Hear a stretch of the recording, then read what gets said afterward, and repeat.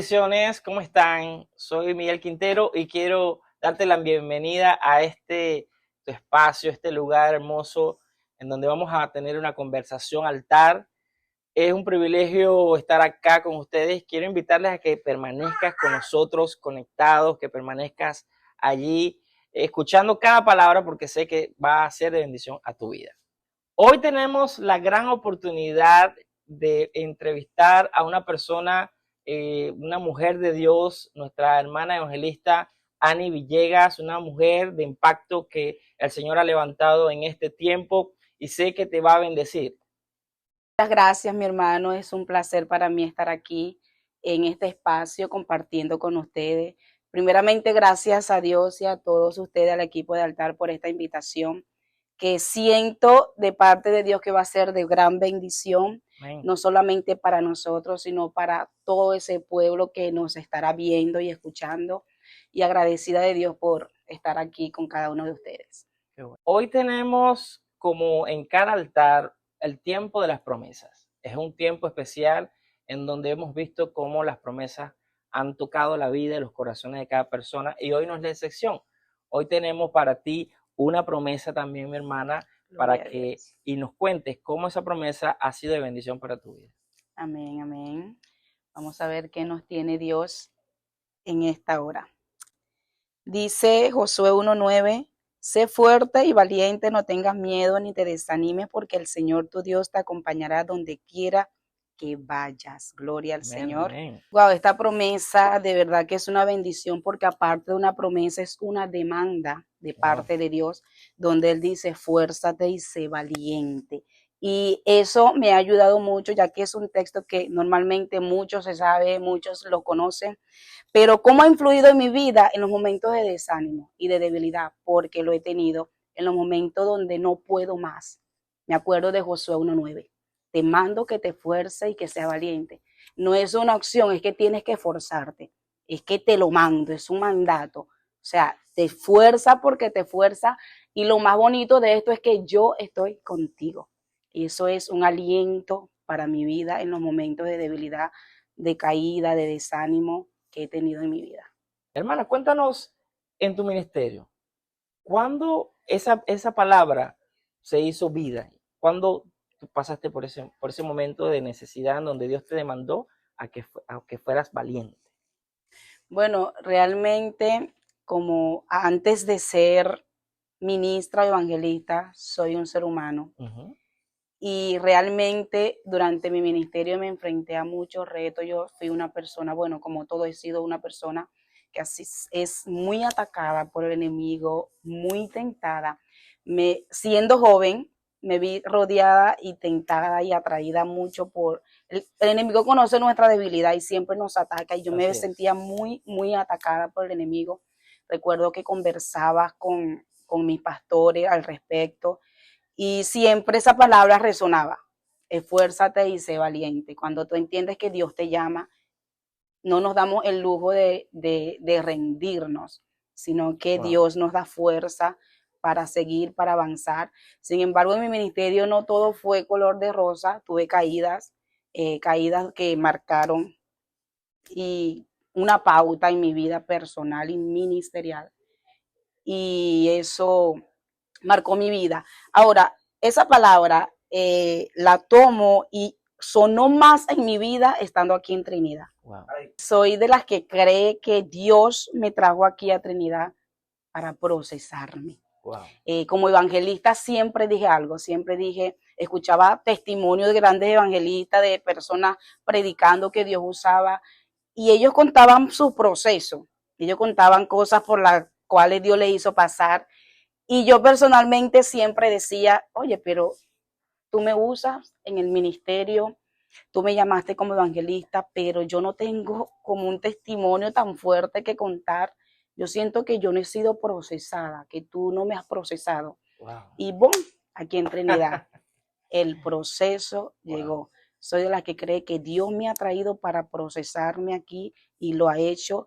La Marielis de ahorita no es la misma de hace 10 años. Hay una Marielis, o Agni, mi segundo nombre es Agni, Marielis, y no es la misma. Hay una persona más madura y espiritualmente, personalmente y ministerialmente también.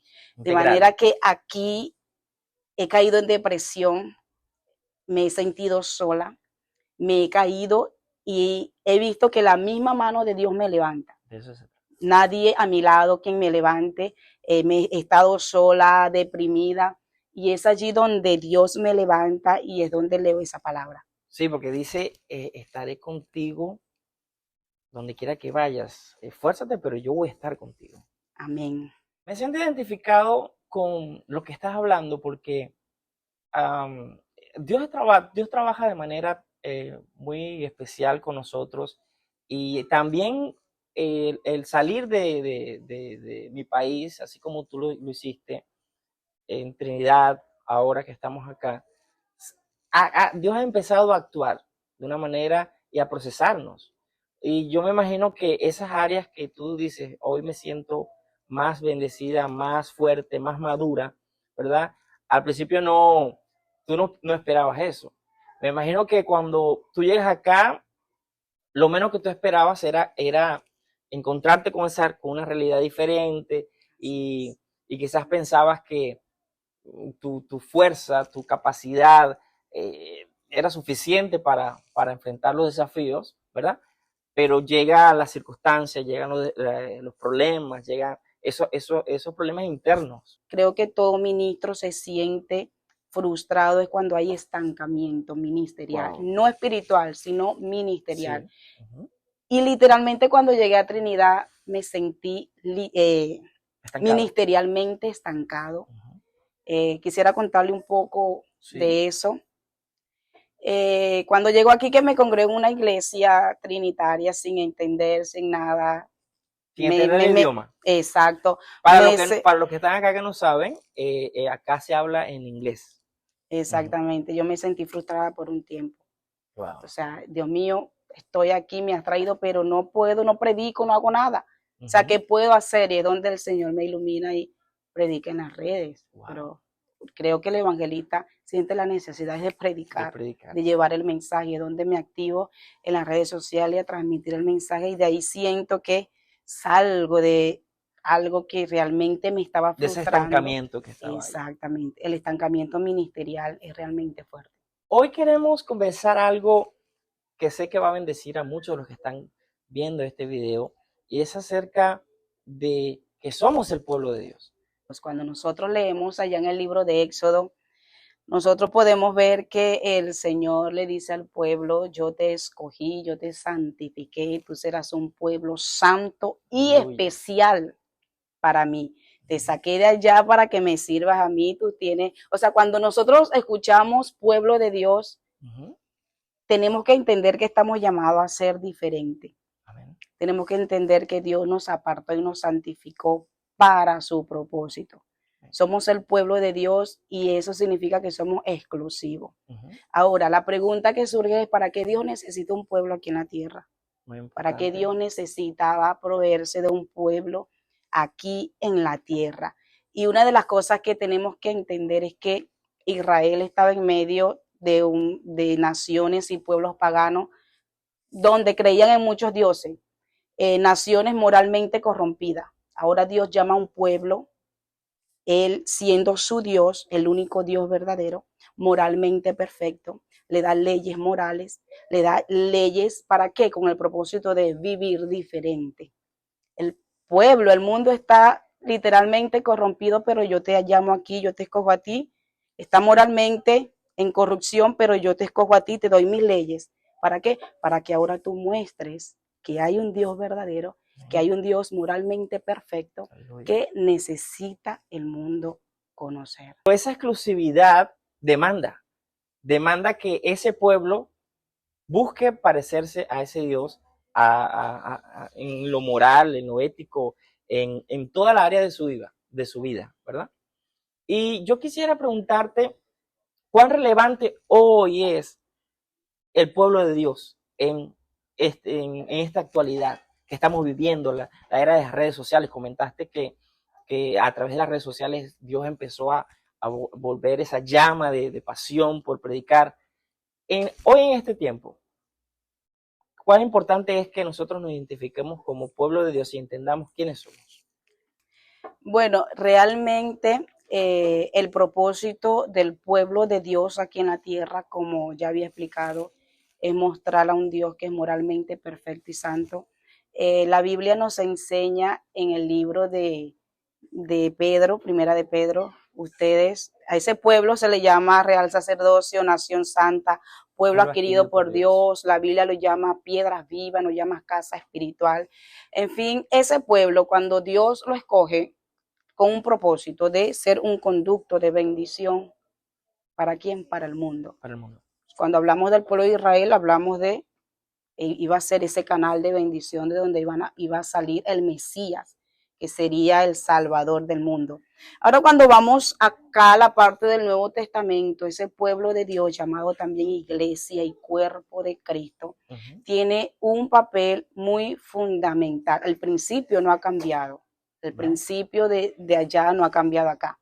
De hecho, pasamos ahora a ser pueblo de Dios. Hay algo que Dios le dijo al pueblo. Yo lo escojo a ustedes, pero no se crean la gran cosa. Wow. Yo lo escojo a ustedes porque, y son mi especial tesoro, no porque ustedes son buenos, son muy bonitos. No por sus méritos. Exactamente, sino porque yo les amo y porque hay una promesa que descansa en sus antepasados. De manera que podemos decir que, o sea, eres pueblo de Dios, somos pueblo de Dios por su gracia. No lo ganamos, no lo merecimos, somos un pueblo especial. ¿Y qué nos hace especial? Que de allí viene la bendición de Dios para el mundo, de allí nace el Mesías para el mundo. Ahora, cuando nosotros hablamos de pueblo de Dios, en términos aquí en el Nuevo Testamento, la iglesia de Cristo, el cuerpo de Cristo, tiene el mismo principio. Somos escogidos por gracia. De hecho, la Biblia enseña que Cristo derrumba por su sacrificio una pared que dividía a aquellos de aquí, gentiles judíos. Entonces, Pablo enseña, ya esa pared fue rota, fue derribada, y ahora ya no es judío ni griego, no es esclavo ni libre, sino que ahora somos miembros de la familia de Dios, somos ciudadanos del reino. De manera que la iglesia tiene que tener un enfoque del reino, un enfoque del cielo. Por eso Pablo dice, no pongan su mirada en las cosas de abajo, sino en las de arriba. Porque nosotros como pueblo de Dios ahora tenemos que entender que no pertenecemos aquí. No somos de este mundo. La Biblia dice, están aquí, de hecho Jesús dijo, ellos están aquí, Padre, pero no son de aquí. Entonces, como no somos de aquí, y el mundo está influenciado por otro gobierno, por otro pueblo que es el reino de Satanás, que el Señor lo reprenda. Nosotros tenemos que tener entonces mentalidad de dónde somos. ¿De dónde? Del cielo. Del cielo. Entonces, cuando entendemos esto, tenemos que saber que debemos actuar diferente, debemos hablar diferente, debemos pensar diferente. La Biblia enseña, Jesús dijo, ustedes son sal y son luz, la iglesia. Eso habla de influencia en el mundo. Y la pregunta que debemos hacer no es ¿en qué estamos influenciando en el mundo?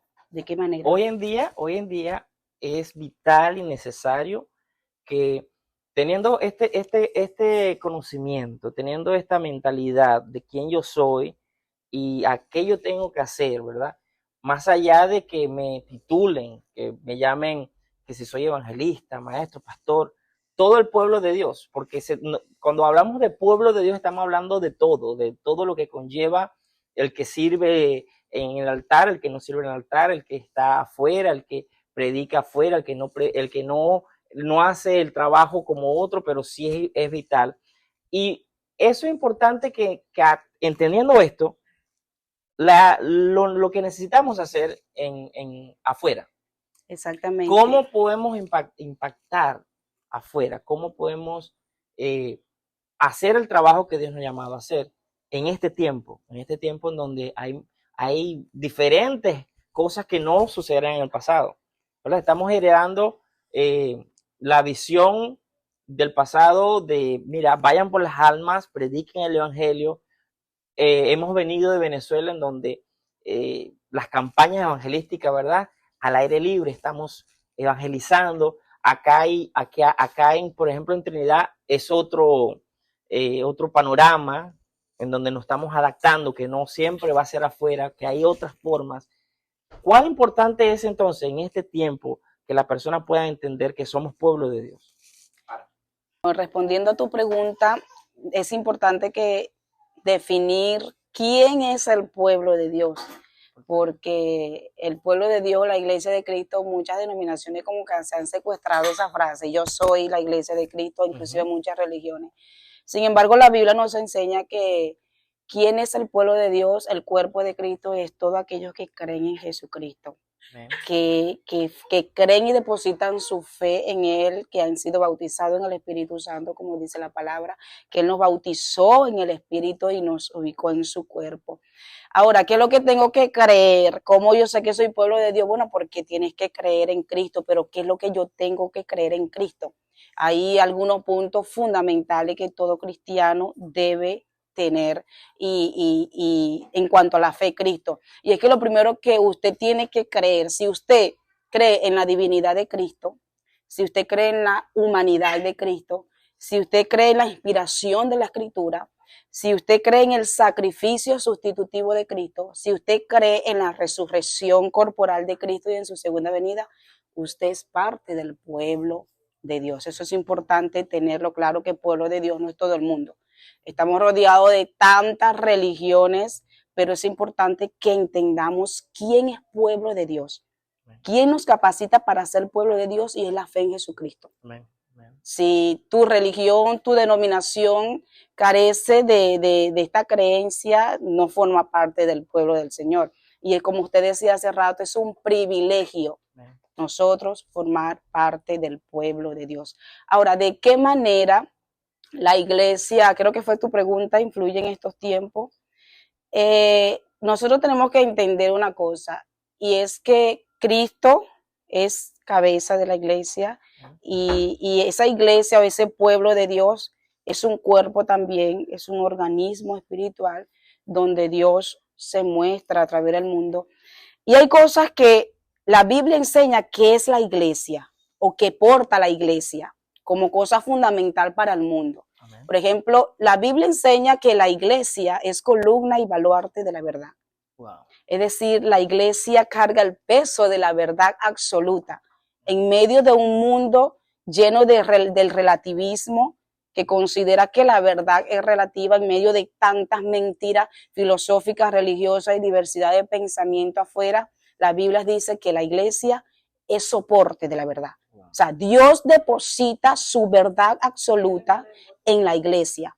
Y la pregunta es, ¿qué está haciendo iglesia con esa verdad en medio de tantas mentiras allá afuera? ¿Qué hace la iglesia con esa verdad que Dios depositó en medio de tanta filosofía allá afuera? La Biblia enseña que somos luz. ¿Qué está haciendo la iglesia con esa luz en medio de tanta oscuridad? Y es importante que definamos lo que es, por ejemplo, la iglesia universal y la iglesia local, porque para entender todo esto que te estoy diciendo, creo que cada iglesia local se debe preguntar eso: ¿qué estoy haciendo con lo que Dios, Cristo, la cabeza, ha puesto en mi vida?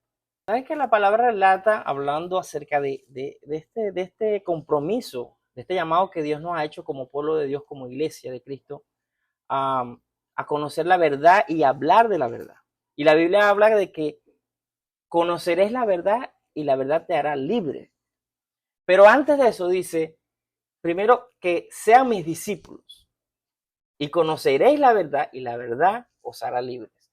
Entonces yo creo, no sé qué tú opinas, pero yo creo que hay mucha gente que se considera pueblo de Dios, pero no discípulo de ese Dios a quien le sirve.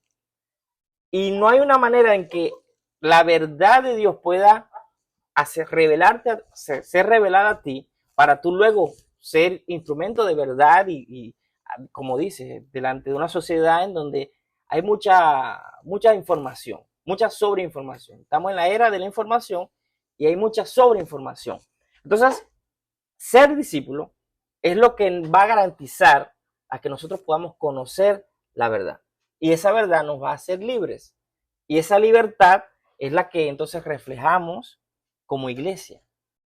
La Biblia enseña que esa iglesia es cuerpo de Cristo. Cuando la Biblia dice que somos el cuerpo de Cristo, Mi hermano, eso significa que usted es la mano de Cristo aquí en la tierra. Amén. El pie de Cristo aquí en la tierra, los ojos de Cristo aquí en la tierra, el oído de Cristo aquí en la tierra. O sea, es maravilloso. Uno de los temas que a mí me apasiona en la Biblia es Cristo, la cristología, porque la iglesia no se trata de nosotros en Cristo, sino de Cristo en nosotros, la esperanza de gloria.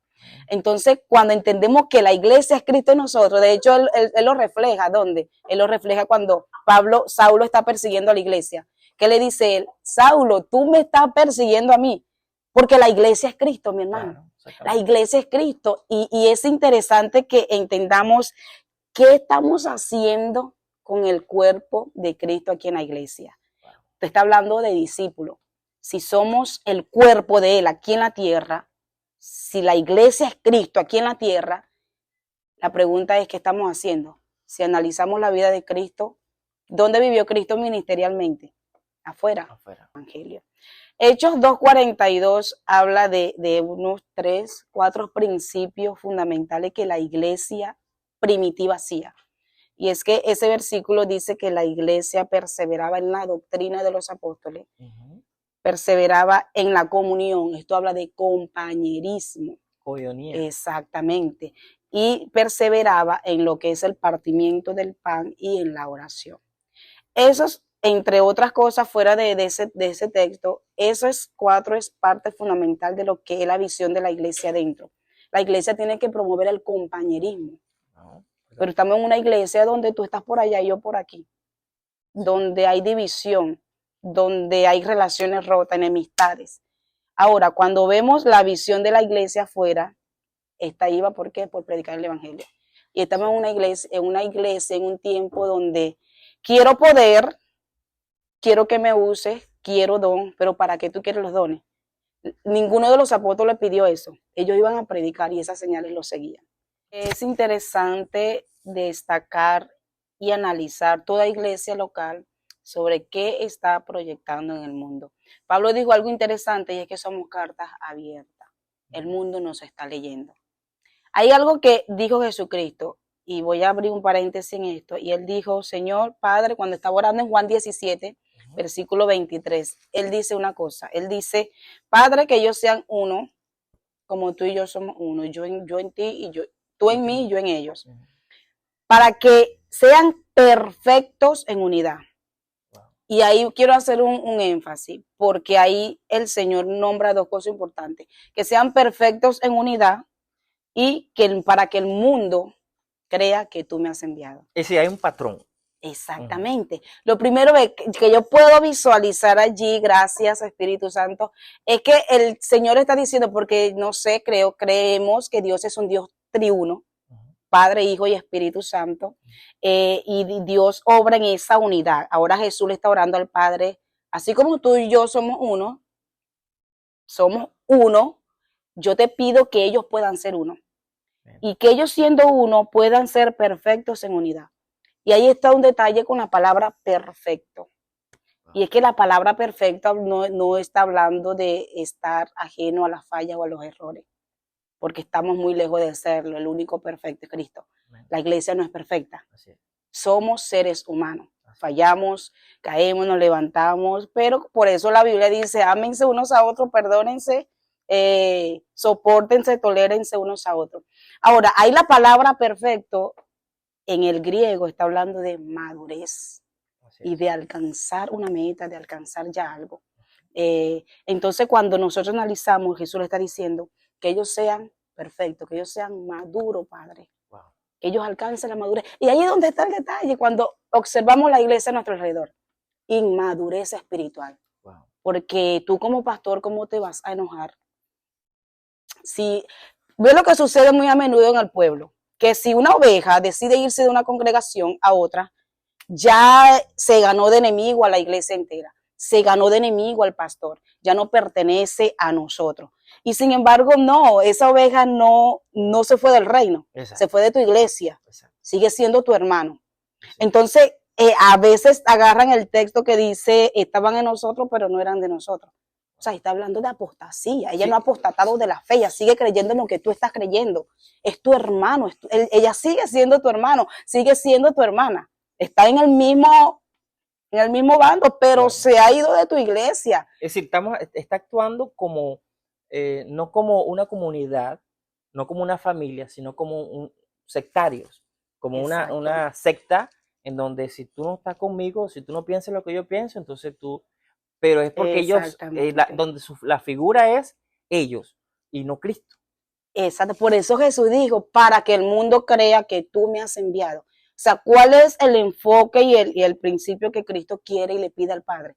Que sean uno solo en esa unidad perfecta, que alcancen esa madurez, de tal manera que el mundo pueda creer que yo vengo de ti. Entonces, cuando analizamos eso, la intención de Cristo es que ellos sean perfectos en unidad, alcancen la madurez, de esta manera el mundo crea, es decir, que de esa manera, viviendo en unidad, el mundo pueda entender que yo soy Dios, que yo soy tu hijo, que tú me has enviado. Entonces, tenemos que analizar qué estamos proyectando.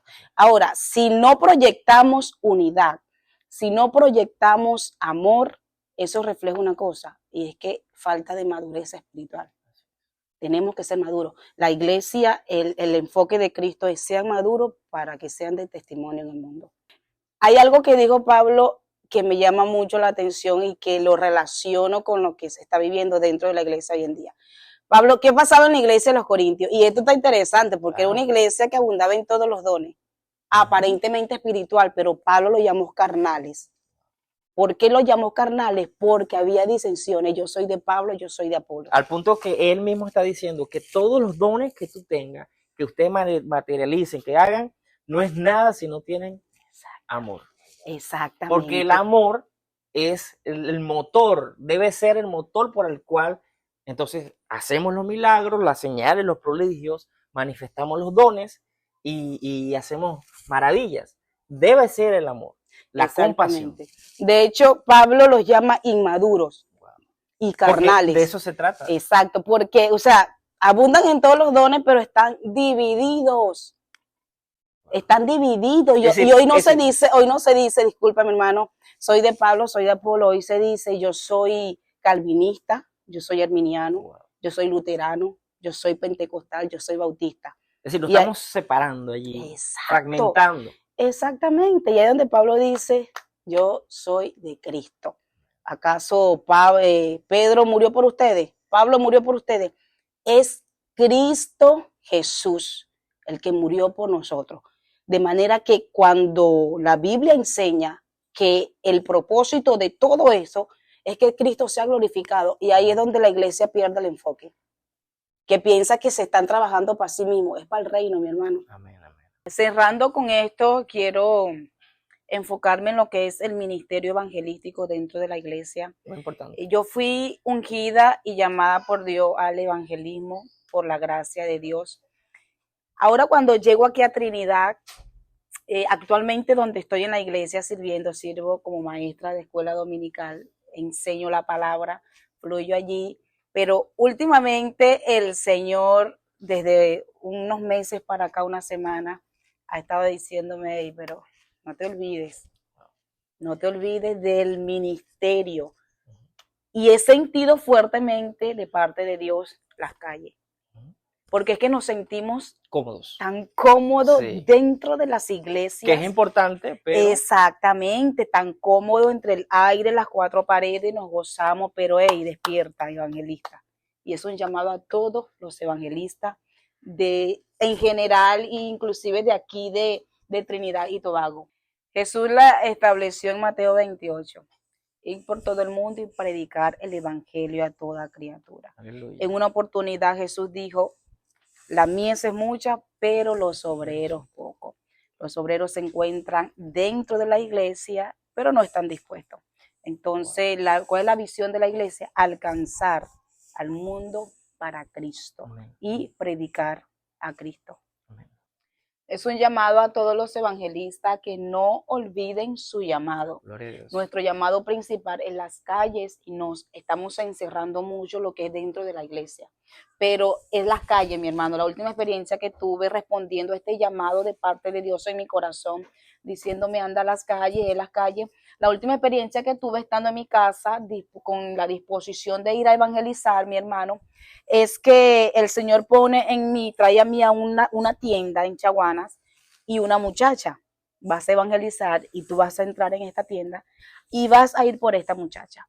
Cuando llego a casa de mi hermana, bueno, vamos a ir a evangelizar. Entramos en la tienda, está la muchacha y cuando tiendo la mano para darle un tratado, la muchacha empieza a llorar. Wow. Y ahí yo entendí, wow, mira, Dios me trajo aquí hoy a evangelizar por ti. Wow. Esa muchacha estaba sediente de una palabra de Dios. Aleluya. Y decía, tengo tiempo esperando esto. Aleluya. Le quité el tratado y le di un Nuevo Testamento. Y eso me hizo entender, eso y entre otras cosas, me hizo entender, hay que salir a evangelizar y con propósito y dirección. Amén. Cuando sucedió eso me sentía como el libro de los Hechos. Le digo a Felipe, anda, ya está un eunuco, anda Pablo por dirección, no es aquí, le dijo al Espíritu Santo, es a Macedonia. Estaba Lidia, estaba la muchacha poseída y el carcelero, a quien le dijo, crees tú y tu casa será salva. Eso es un punto importante, porque yo he visto, lo poco que he visto de cómo Dios te usa en tu ministerio, es poder escuchar su voz. Estás hablando de que tú recibiste el impulso allí, el fuego, sentiste la necesidad de la persona que estaba en ese lugar y fuiste y hiciste cosas específicas. A esos evangelistas que están diciendo, Señor, yo quiero atinar bien, yo quiero perfeccionar, escucharte y mejorar en los dones, porque hay un don que tiene el evangelista. Yo una vez escuché que los evangelistas tienen que moverse en la mayoría de los dones, porque hay en ciencia, en profecía, en milagros, en manifestación, reprendiendo demonios. Entonces, ¿qué tú le podías decir a ellos de cómo mejorar en su ministerio y que se manejen de esa manera tan específica y poderosa? Tener primeramente la disposición en el corazón de las almas. Amén. Y cuando salgamos a las calles, salir con dirección, algo muy importante. Amén. Señor, activa mis sentidos espirituales y direccióname donde está realmente la verdadera necesidad. Amén. Dios te va a direccionar donde necesita una palabra, donde está la muchacha con depresión, donde está el endemoniado, donde está el enfermo, donde realmente está la necesidad. De manera que en este tiempo la iglesia tiene que despertar, salir de las cuatro paredes e ir afuera. Qué bendición ha sido esta amena conversación que se nos ha quedado corta, pero yo quiero que compartas con las personas que nos van a ver tus redes y de dónde pueden seguirte, porque sé que Dios te ha llamado a multitudes y que hay mucha gente sedienta, así como esa muchacha que acabas de comentar, hay mucha gente sedienta y hay un peso que está sobre ti y que eso se multiplique en mucha gente. Así que yo quiero que tú des tus redes, tú puedas decirnos para nosotros poder seguirte y que ellos puedan seguirte también. Gloria a Dios. Puede encontrarme en las redes como Annie Villegas, en TikTok, Facebook, Instagram, y allí encontrarán contenido para edificación de su vida. Hemos llegado al final de esta poderosa conversación y no te olvides de conectarte, de suscribirte a este canal. Nos ayudas mucho. No solamente suscríbete, dale me gusta, comenta y compártelo. Compártelo con tus familiares, con tus amigos, porque sé que será de mucha bendición. Si conoces a un evangelista, este video es para él. Si conoces a alguien que necesita de Dios, este momento hermoso es para él.